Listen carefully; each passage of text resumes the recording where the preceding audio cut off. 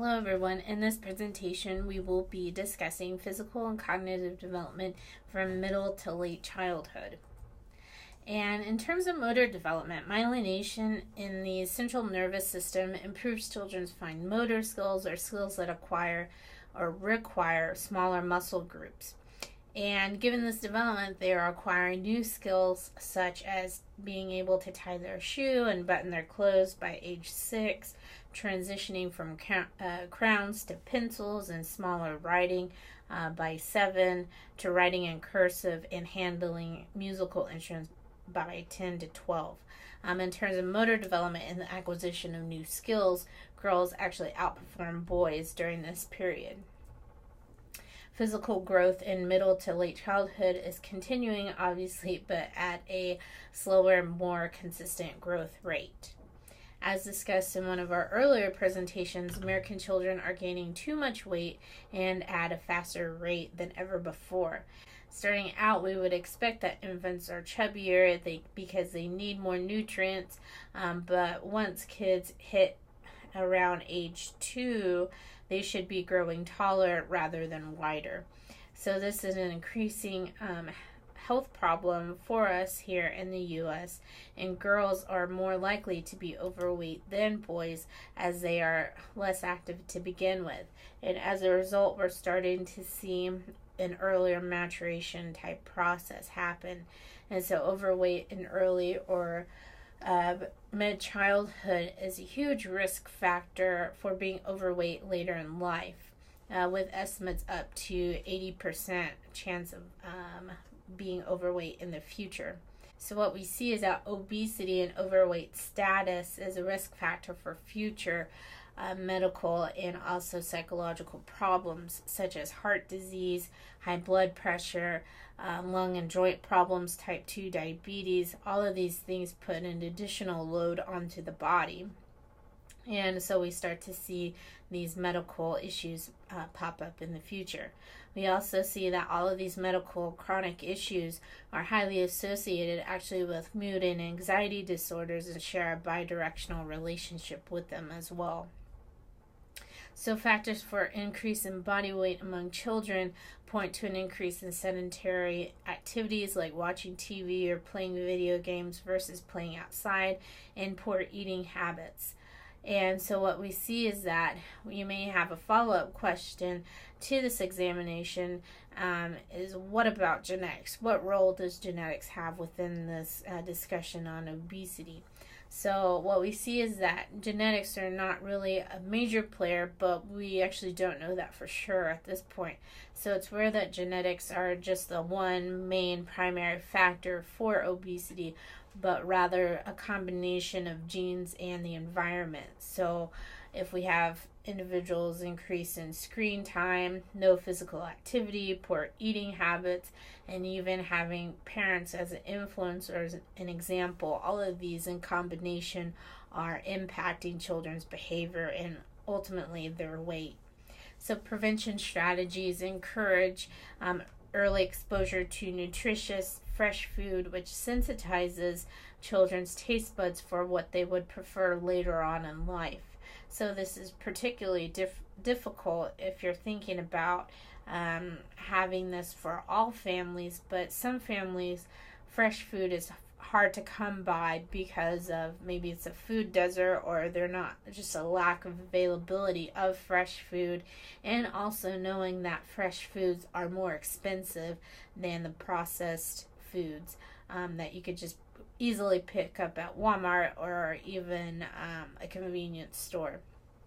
And so we also see other strategies like engaging in at least 1 hour of physical activity per day, which actually helps to lower cholesterol, their waist circumference, and insulin levels in 9-year-olds, and encouraging parents as positive role models for exercise and healthy eating habits. And so switching gears to talking about cognitive development, in mid to late childhood, we start to see thickness in the cortical area. So there are more interconnections between neurons, which provides for faster transmission and efficiency of neural signals.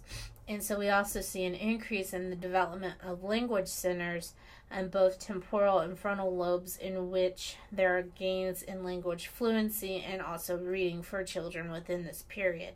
So this is meaning that children are faster at thinking about language and also producing language.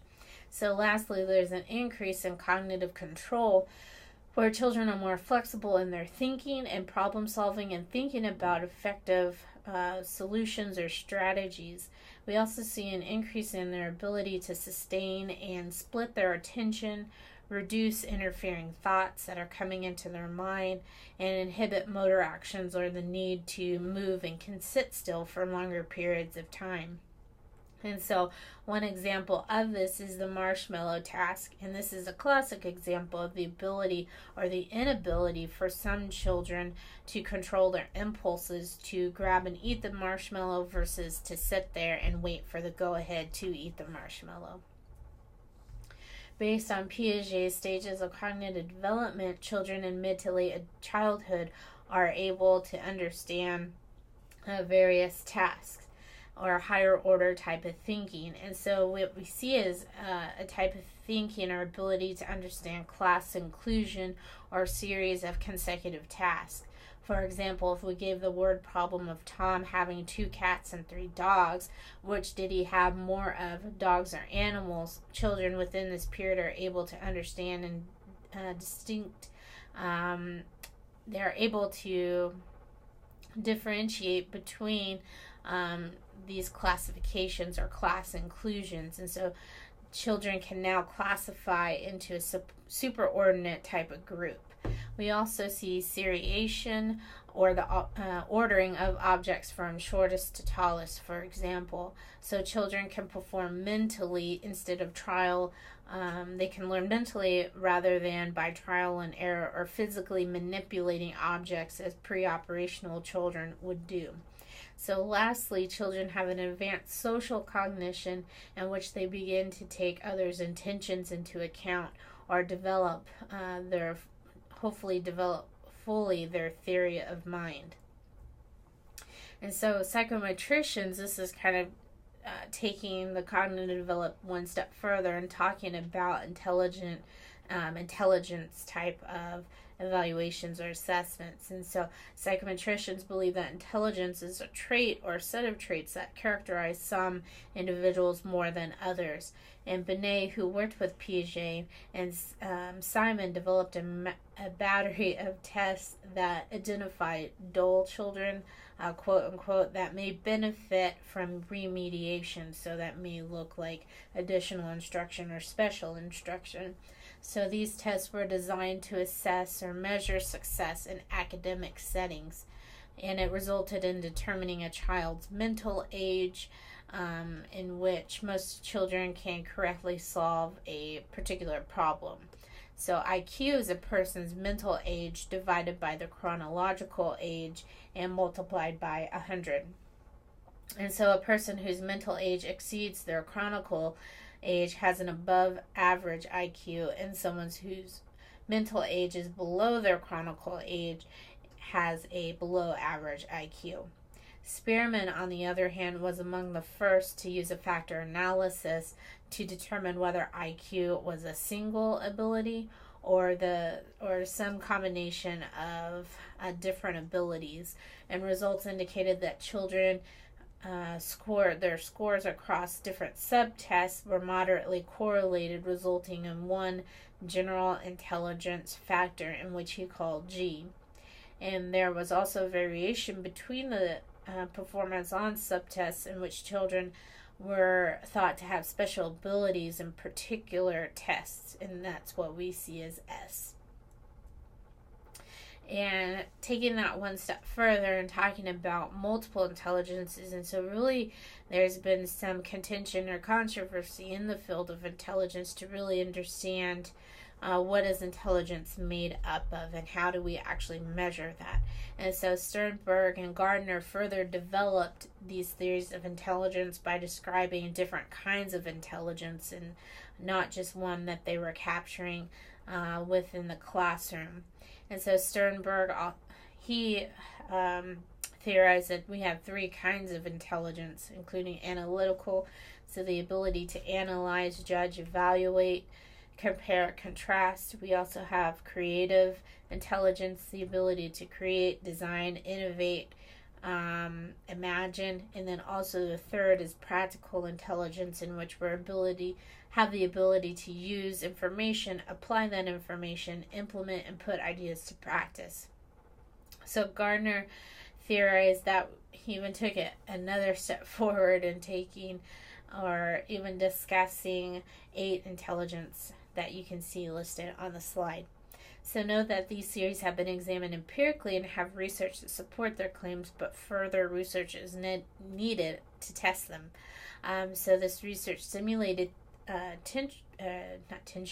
teachers to think more broadly about what makes up children's competencies, motivated educators to develop programs that instruct students in multiple domains rather than just one single general intelligence factor, and contributed to the interest in assessing intelligence and learning in innovative ways or creative ways.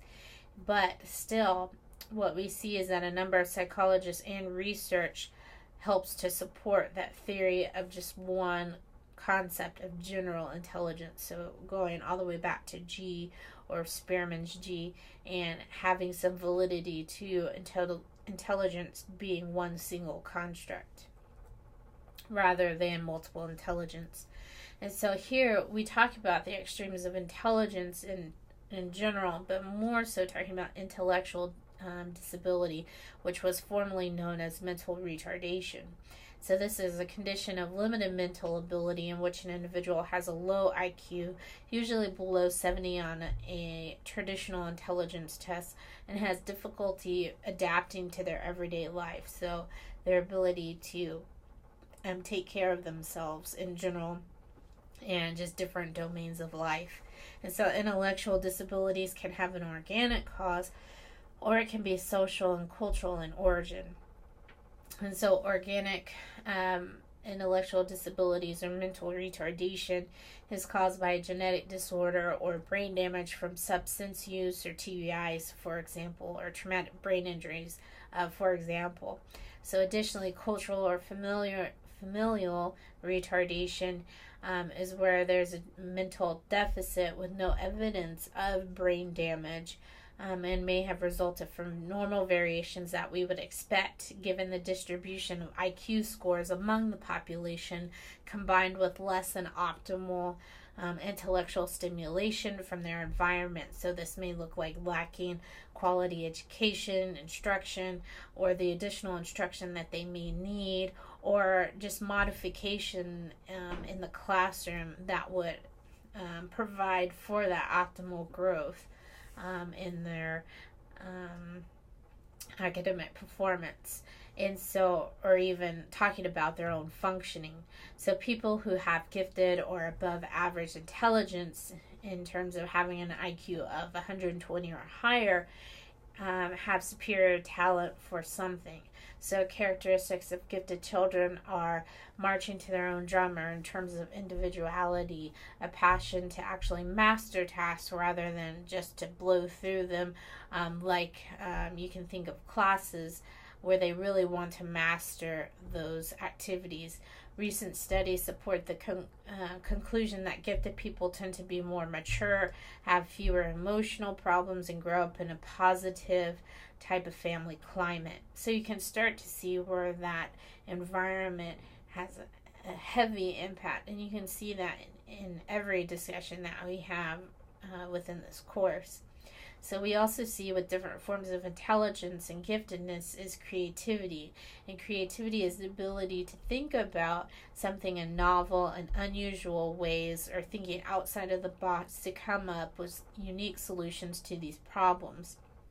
So convergent thinking produces one correct answer, and this is characteristic of what is required on conventional intelligence tests. So they want one particular answer from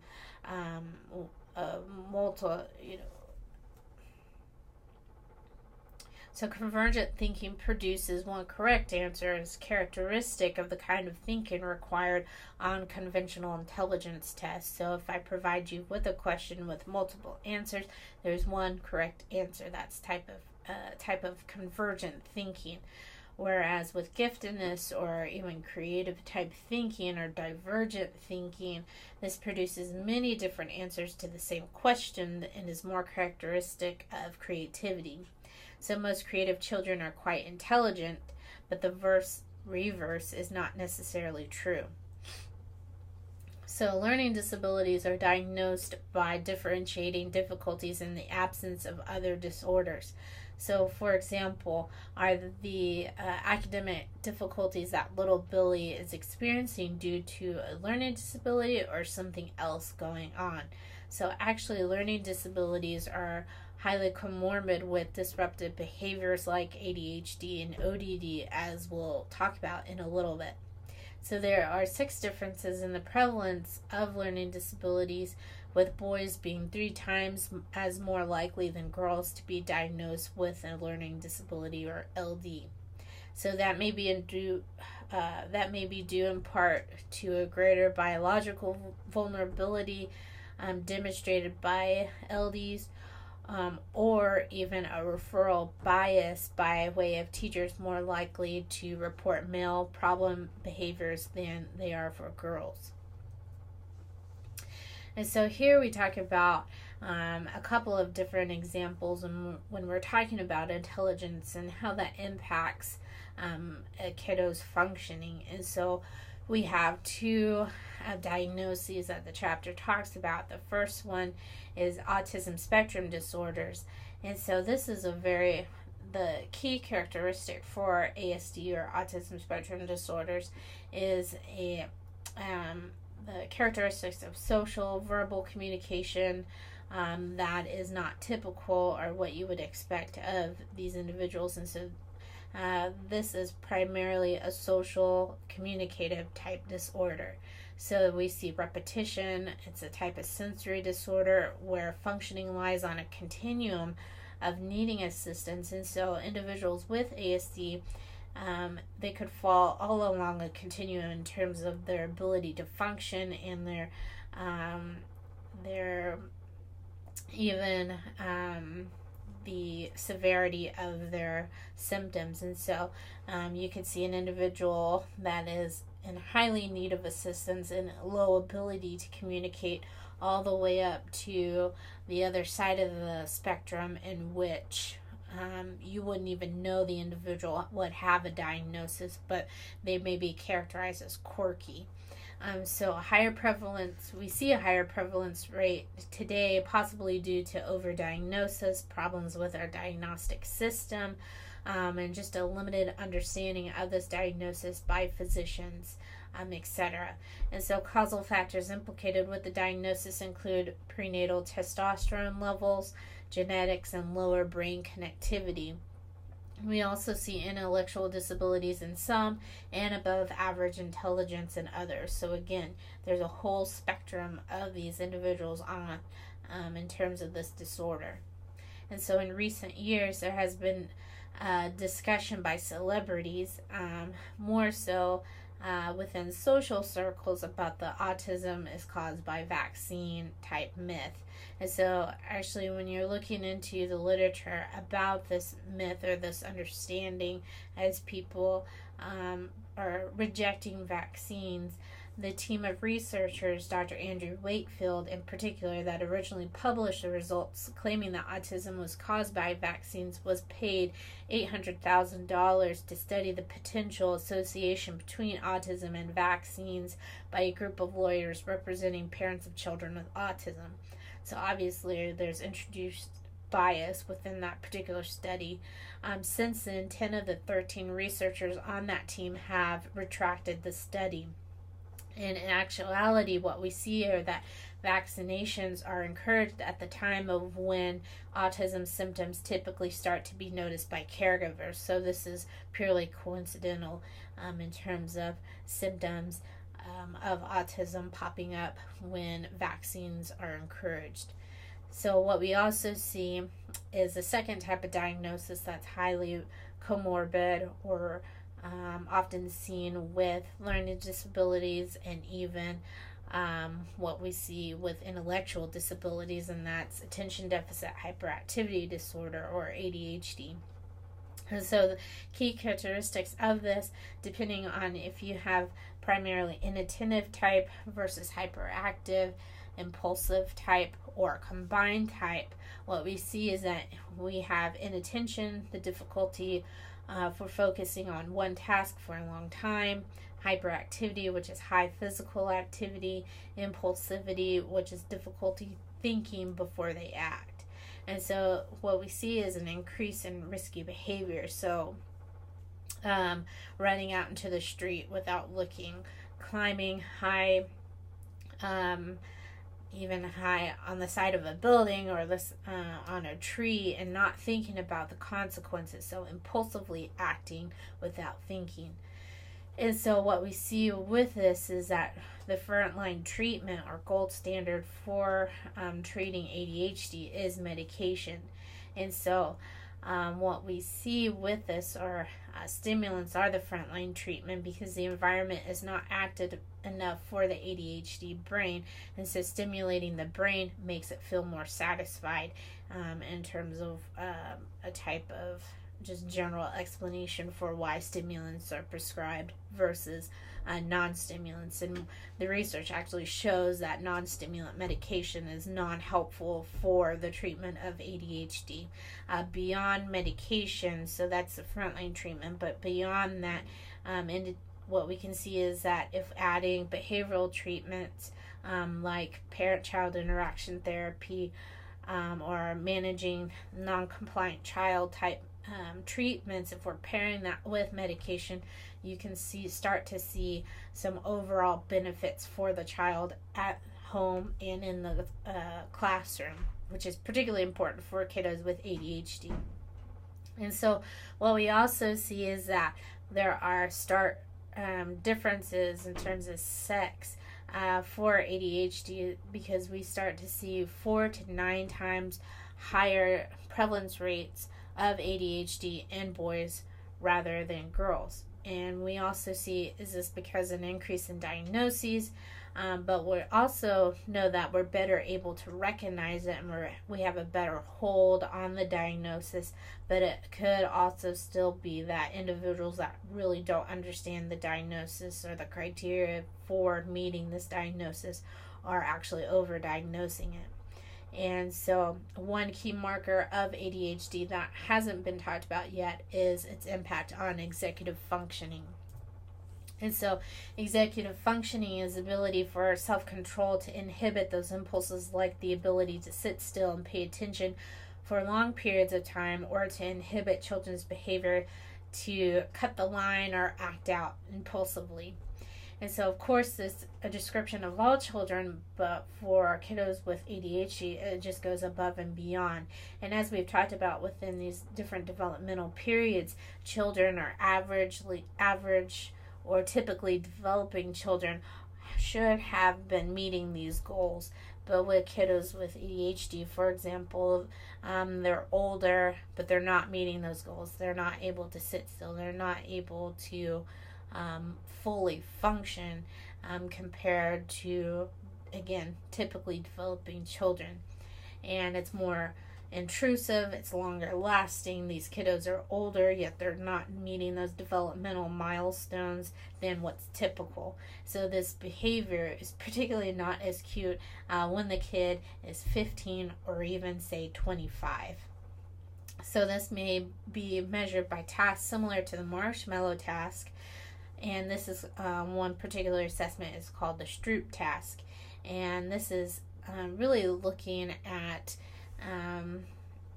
within this test, the participants are timed, and they're trying to measure how quickly and efficiently can these kiddos or these participants answer questions. So participants would be asked to name the color of the word, the color that the word is written in, on the slide. So your executive functioning is at work with halting you to think of through which color is that word written in, red or blue.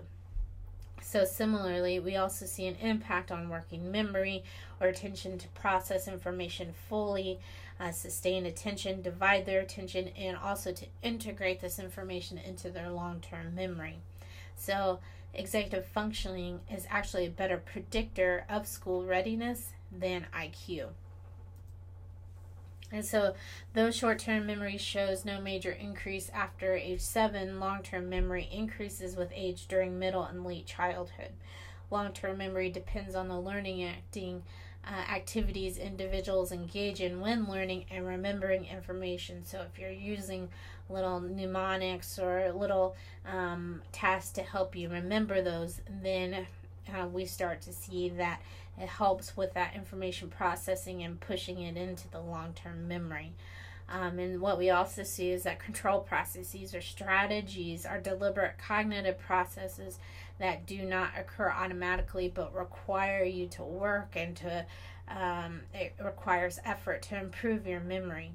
And so it's not just reading information from your text, but actually making yourself think through what you're reading, how it relates to you. Do you have any experience with that?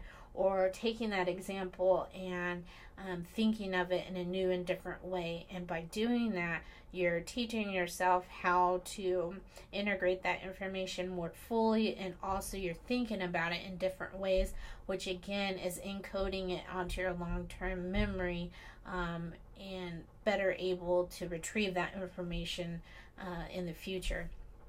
So this may include guiding children to elaborate on their stories or their answers, use mental imagery so you're seeing it, and again you're encoding it on your long-term memory in different ways and different senses.